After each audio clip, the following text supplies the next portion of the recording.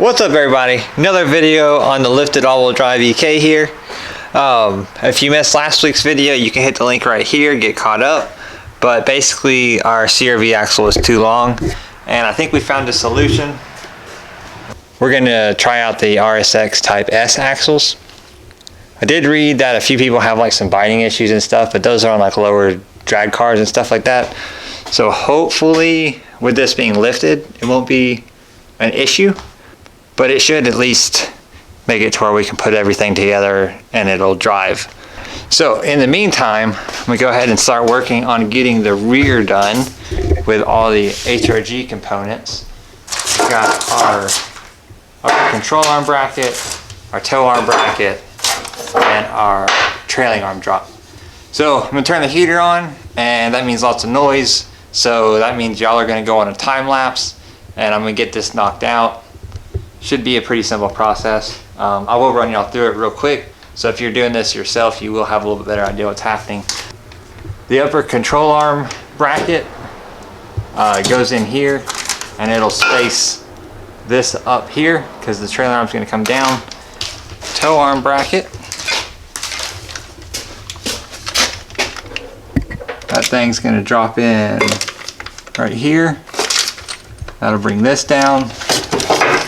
And then the trailing arm spacers, just one on each side where each bolt is. That'll bring that down. Also got the actual like lift part to put in. These are the spacers for the top of the strut. And then for clearance for the axles, there's this S1 piece. And that goes right here. It's gonna basically replace this part of the strut and kind of move the strut backwards a little bit to give room for the axle to go through there.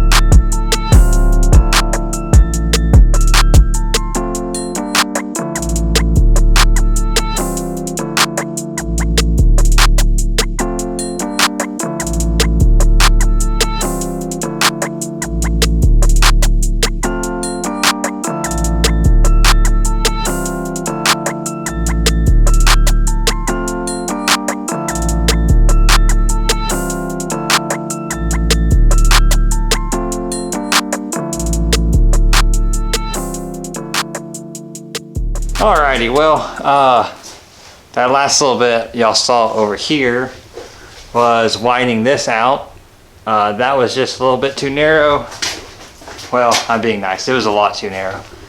And this right here was too narrow. So if y'all run into that problem doing the same kit, you just widen this stuff out and it'll fit. It's just a little bit of pain.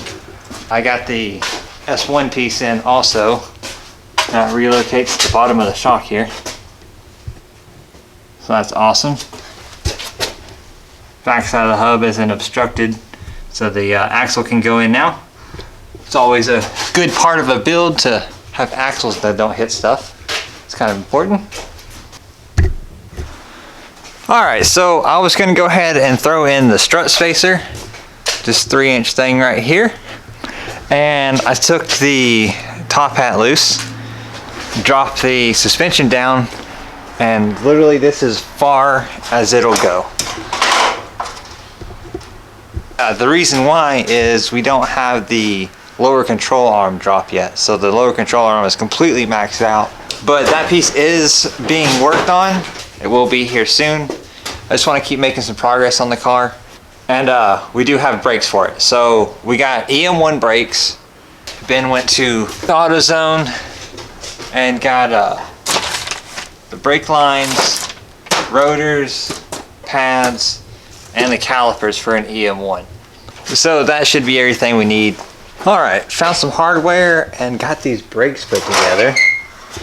Didn't put the pads in yet or anything, just want to make sure everything fit. And everything seems to fit real nice. But we really can't go any further until we get the lower control arm drop. But anyways, thanks for watching. But we'll see you next week for another one. Be sure to like, comment, subscribe.